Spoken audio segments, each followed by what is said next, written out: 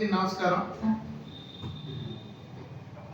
మొన్న జరిగిన సిద్ధం సభలో జగన్మోహన్ రెడ్డి గారు నిర్వహించిన సభలో ఒక జర్నలిస్ట్ని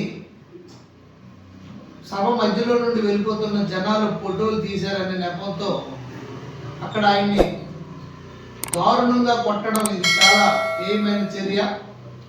దీన్ని తీవ్రంగా ఒక ప్రజాస్వామ్యవాదిగా మేము ఖండిస్తూ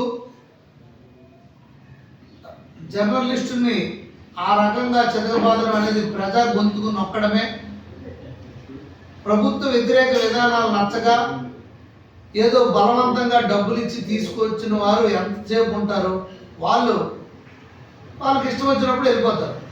ఇష్టానుసారంగా అధికార దుర్వినియోగం చేసి వేలాది బస్సులు తిరుమలకి వెళ్ళే బస్సులను కూడా దారి మళ్లించి ఎంతోమంది రాష్ట్ర ప్రజల్ని అలాగే భక్తుల్ని ప్రయాణికుల్ని అందరికి కూడా అసౌకర్యం కల్పించి అధికార దుర్వినియోగం చేసి ప్రభుత్వ ధనాన్ని లక్షలాది రూపాయలు కోట్లాది రూపాయలు ప్రభుత్వ ధనం దుర్వినియోగం చేసి ఈ సభలు పెడుతున్న సందర్భంలో ప్రజలు చూపిస్తున్న అసహనాన్ని అలాగే మధ్యలో నుండి వెళ్ళిపోతున్న విధానాన్ని ఆయన చిత్రీకరిస్తున్నప్పుడు ఆయన పైన దాడి చేయడం దారుణం.